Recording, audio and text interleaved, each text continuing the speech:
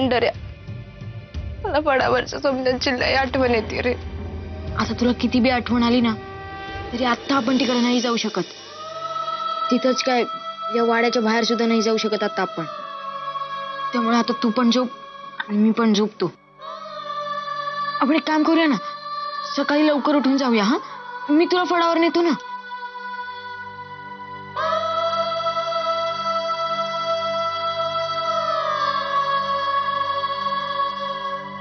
आता पतूर फक्त या माणसाविषयी ऐकलं होतं, तोच माणूस असेल असं सपनात बी नाही वाटलं. अगं गुलाबी, ढाण्या बघाय गोरख साहेब म्हणजे. अरे पण तुझा ढाण्या वागता आपण फणफणलाय म्हणून तर फावलं ना त्या गावगुंडांचं. नाही तर लय जिगरी मर्द आहे. 4-5 जणांना तर असंच लोळविलं असतं. म्या बी माणूस ओळखायला फसले बघ. म्याच सांगत होते गुलाबीला जाऊ नको वाचवायला, जाऊ नको. आता मला काय माहिती गोरख साहेब आहेत. तू बी बरं झालं तू वाचवलंस. सुंदर, अप्रतिम. आवडली तुम्हाला? एकदम एकदम आवडली रांगोळी. ही रांगोळी पाहिल्यावर कळतंय की तू एखाद्या चित्रकाराचीच मुलगी आहेस.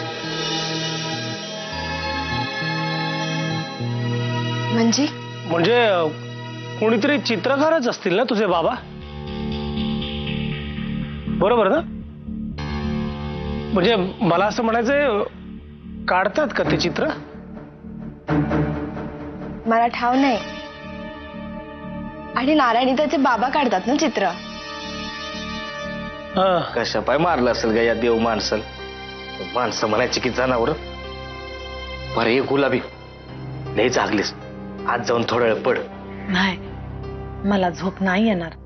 जो पतूर हा माणूस डोळे उघडून बघत नाही तोपर्यंत नाही. अगं गुलाबी, काय पण काय बोलते. आता डॉक्टरने सांगितल्याप्रमाणे ह्यांना जर हॉस्पिटलमध्ये घेऊन जायला लागलं शहरामध्ये तर आपल्याला धावपळ करायला लागणार ना. जा थोडा वेळ जाऊन पड जा.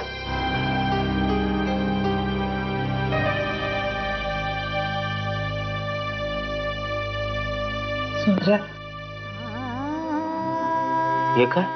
शहरात डॉक्टरकडे न्यावं लागलं तर लई पैक लागेल ना रे. अरे हे दागिने घालून कुठं मिरवायचंय. जा इकून ये, जा बाजारात. हा, ही रांगोळी वगैरे काढून झालं ना की लगेच पूजा कर. अक्का खुश होईल तुझ्यावर, मी सांगतो ना. हा, तयारी लागतं. चल.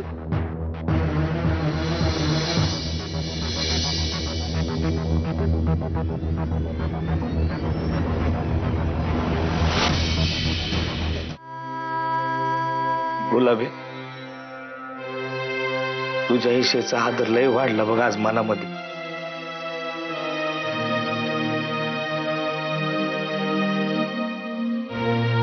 तुम्ही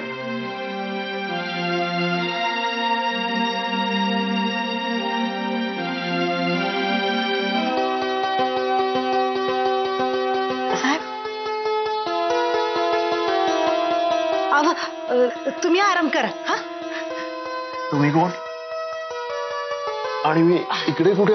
तुम्हासनी डॉक्टरांनी आराम करायला सांगितलंय, तुम्ही आराम करा. हा, नाही पण ही कुठली जागा आहे, कुठे आहे मी?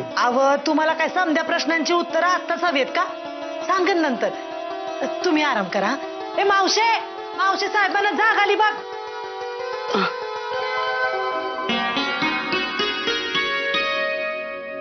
ही तमाशावाली मुलगी खूप चालू आहे ग. मगाशी आली आणि म्हणाली मी तुम्हाला काका म्हणणार.